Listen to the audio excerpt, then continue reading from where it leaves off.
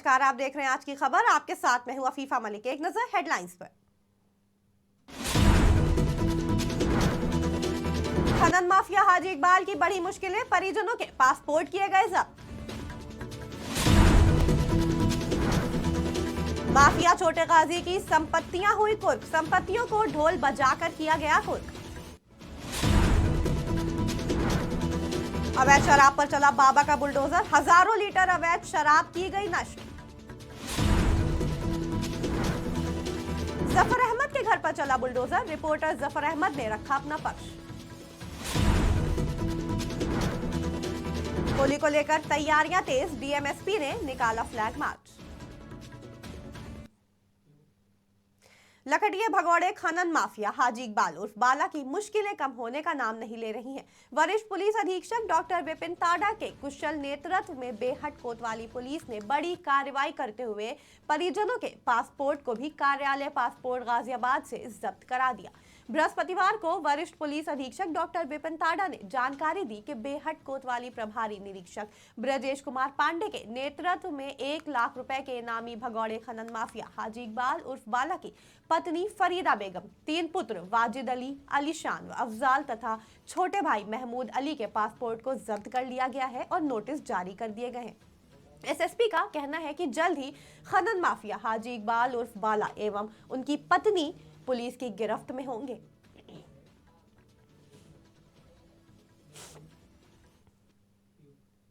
हरदोई में gangster act के आरोपी तड़ियावा के साखिन गांव के मोहम्मद हसीन उर्फ छोटे गाजी के साथ मुनीर पुत्र रईस की 1 करोड़ 20 लाख रुपए की संपत्ति को प्रशासन द्वारा कुर्क कर लिया गया।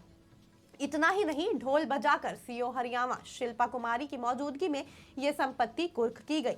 मामले की जानकारी देते हुए अपर पुलिस अधीक्षक दुर्गेश कुमार सिंह ने बताया कि डीएम एमपी सिंह की तरफ से जारी आदेश के अनुसार 30 दिसंबर को कुर्क की गई संपत्ति के अतिरिक्त छोटे गाजी के नाम पर दर्ज महोलिया शिवपाल में अर्ध निर्मित मकान भी कुर्क करने का आदेश दिया गया था।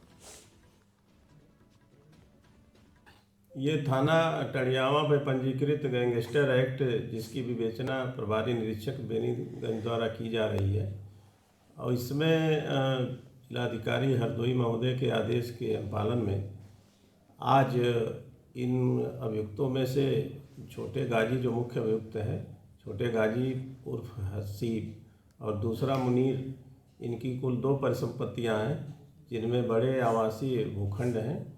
इनका कुल अनुमानित बाजार मूल्य 1 करोड़ 20 लाख रुपए है। इसको कुर्क किया गया है। अभी तक आपने बुलडोजर को अवैध कब्जे और अवैध अतिक्रमणों पर चलते देखा होगा, लेकिन अब उत्तर प्रदेश के चंदौली जिले में बुलडोजर अवैध शराब पर भी चल दिया गया। बुलडोजर ने चंद सेकंडों में ही 18,862 लीटर शराब को मिट्टी में मिला दिया। नष्ट की गई शराब की कीमत तकरीबन 1 करोड़ 15 लाख रुपए बताई जा रही है। ये कार्रवाई जिला मुख्यालय के समीप नेशनल हाईवे पर हुई। पुलिस अधिकारियों ने बुलडोजर का इस्तेमाल अवैध शराब को नष्ट करने में किया।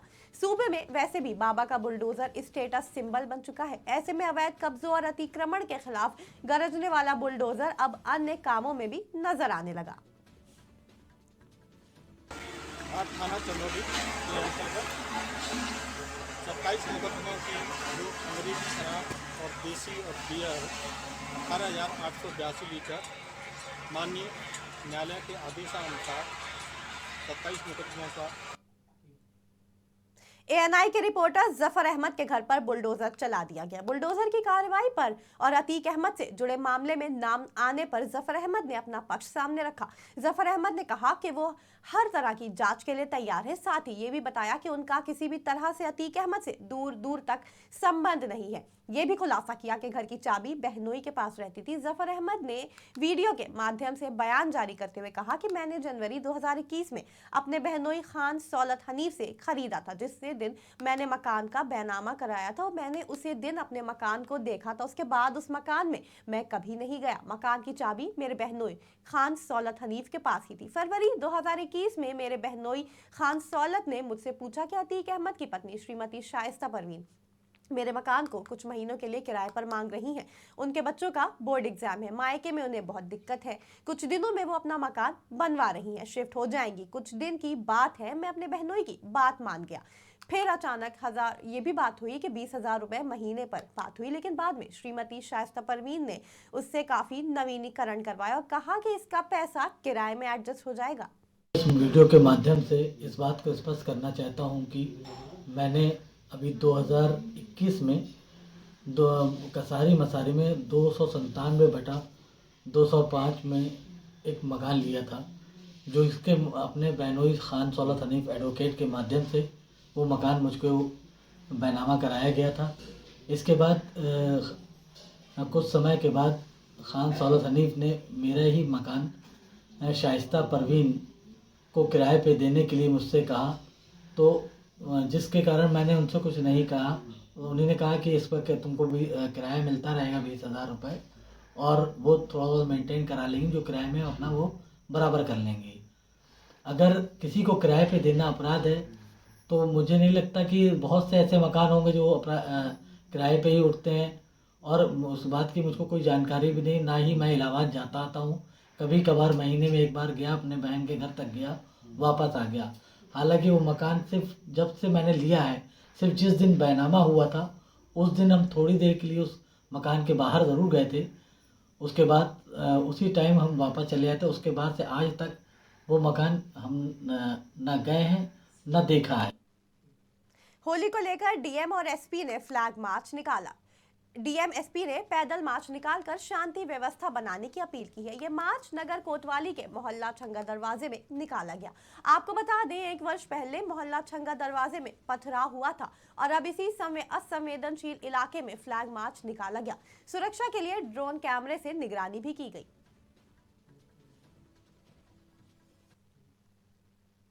रॉबर्ट्सगंज कोतवाली क्षेत्र के मधुपुर ग्राम पंचायत अंतर्गत बायोलॉजी पढ़ने वाली 11वीं के छात्र इंद्रेश ने एक सेंसर युक्त हेलमेट का आविष्कार किया है, जिसका फायदा ये है कि हेलमेट और बाइक दोनों एक दूसरे के पूरक हैं।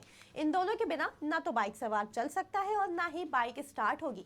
इस आविष्कार की एक खासियत ये भी है कि अल्कोहल का सेवन करने पर बाइक स्पीड नहीं पकड़ पाएगी। छात्र का कहना है कि एक बार मेरे पिताजी शराब का सेवन करके कहीं से आ रहे थे और वो सड़क हादसे में घायल हो गए।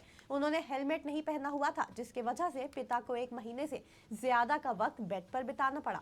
ऐसा देख इंद्रेश ने समाज के प्रति बेड़ा उठाया और एक अभिनव प्रयोग कर डाला। इंद्रेश ने इस प्रयोग को नो ड्रिंक नो ड्राइव का नाम दिया है। जानकारी के लिए आपको बता दें कि बीते दिनों जनपद दौरे पर आए परिवहन मंत्री से मीडिया ने इन अभिनव प्रयोग के बारे में बताया। इसके बाद मंत्री ने इंद्रेश को लखनऊ बुलाया, जहां टेक्निकल टीम ने इंद्रेश के इस अभिनव प्रयोग को जांचा, परखा और सही पाया।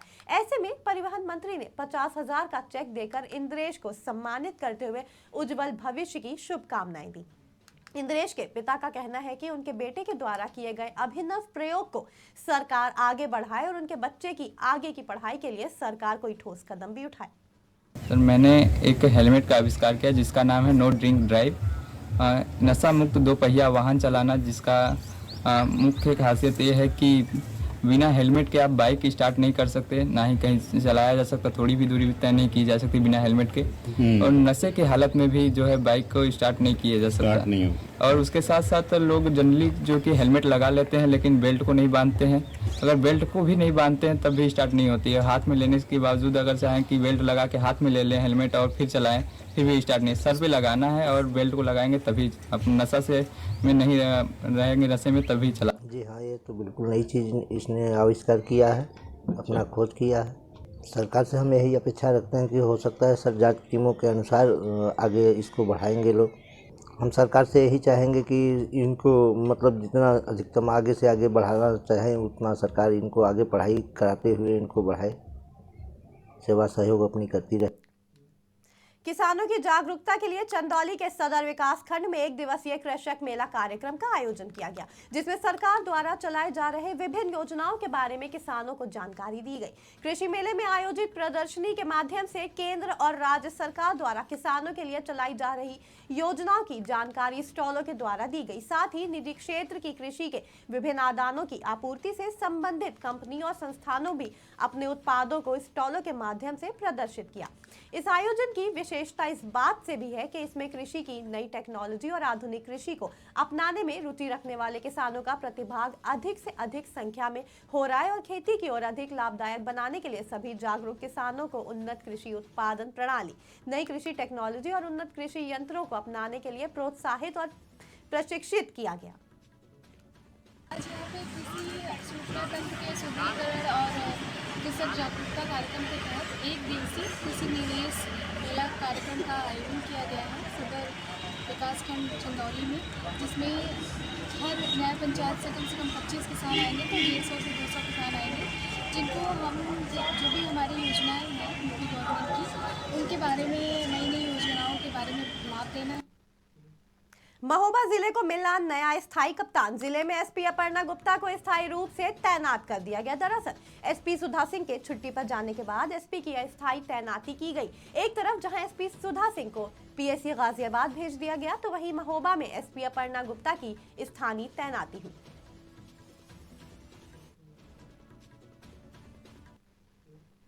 मामला जिले के निचलौल थाना क्षेत्र के झुलानीपुर का है, जहां एक पिता ने अपनी 6 साल की बच्ची का गला दबाकर हत्या कर दी।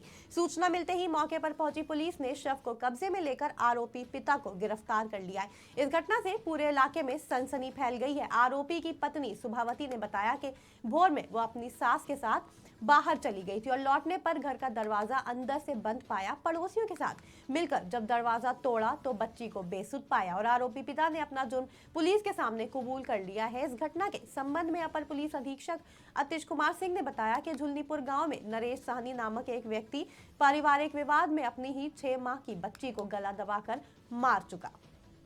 आज 3 मार्च 2023 को प्रातः 8 बजे थाना निचलौल को सूचना प्राप्त हुई थी कि ग्राम झुलनीपुर निवासी नरेश साहनी ने अपनी 6 माह की बच्ची का गला दबाकर मार दिया है। सूचना पर तत्काल प्रभारी निरीक्षक और वरिष्ठ अधिकारी मौके पर पहुंचे। होली के पर्व पर सभी तैयारियों को दुरुस्त करते हुए प्रशासन अलर्ट मोड में आ चुका है कि किसी भी तरह कोई मनचले या आपराधिक जहनियत के लोग किसी गलत वारदात को अंजाम न दें। होली के मद्देनजर शराब की दुकानों पर चेकिंग अभियान चलाया गया। एसडीएम सीओ आबकारी निरीक्षक डीडीयू नगर की टीम ने चेकिंग अभियान चलाते हुए स्थिति का जायजा लिया। पंडित दीनदयाल उपाध्याय नगर के दर्जनों दुकानों पर संयुक्त टीम ने शराब की दुकानों का निरीक्षण, स्टॉक बारकोड और रजिस्टर की जाँच की। देखिए, शासन के निर्देश हैं, होली के पहले सभी दुकानों को चेक करना है और एक जॉइंट टीम है, मजिस्ट्रेट साहब हैं, हम हैं और एक्साइज इंस्पेक्टर साहब हैं। किसी भी दुकान से कोई भी अपमृत दारू ना बेची जाए, इसके संबंध में ये चेकिंग अभियान है। जनपद अमरोहा नगर के मोहल्ला नौगजा निवासी चंद्रशेखर यादव 8 साल पहले अपने दोस्त के साथ नौकरी की तलाश में दिल्ली आए थे। कई दिन तक नौकरी नहीं लगी तो वो मन्नत लेकर दरगाह हजरत निजामुद्दीन में फूल चढ़ाने के लिए चले गए। इस दौरान उनकी मुलाकात तुफैल खान से हुई, जिनके बाद चंद्रशेखर यादव और तुफैल खान के बीच दोस्ती हो गई। आरोप है कि तुफैल खान ने झांसे में लेकर हिंदू धर्म छोड़कर मुस्लिम धर्म अपनाने का दबाव बनाया। इसमें तुफैल खान की पत्नी भी शामिल थी। थाना कोतवाली नगर क्षेत्र के रहने वाले श्री चंद्रशेखर, जो नौगजा मोहल्ला के रहने वाले हैं, उनके द्वारा एक प्रार्थना पत्र प्रस्तुत किया गया था और उसमें गंभीर आरोप अंकित किए गए थे कि वो नौकरी की तलाश में एक तुफैल खान नाम के व्यक्ति से मिले थे, जिन्होंने उन्हें नौकरी का और उनकी शादी कराने का लालच दे करके उनका धर्मांतरण कराया। साथ ही उनका बेहोशी के दौरान नशीला पदार्थ पिलाकर खतना। अलीनगर थाना क्षेत्र के आलमपुर नेशनल हाईवे 2 पर एक खतरनाक हादसे की खबर आई। अनियंत्रित ट्रैंकर ने चपेट में आने से एक व्यक्ति गंभीर तरह से घायल हो गया। जानकारी के लिए आपको बता दें कि वो व्यक्ति साइकिल से जा रहा था जब ये एक्सीडेंट हुआ। एक्सीडेंट करके टैंकर चालक तुरंत फरार हो गया। ग्रामीणों ने चालक को दौड़ाकर पकड़ा और पेड़ में बांधकर पुलिस को सूचना दी। तो ये थी इस वक्त की बड़ी खबरें। जुड़े रहें आज की खबर के साथ ताजा तरीन खबरों के लिए।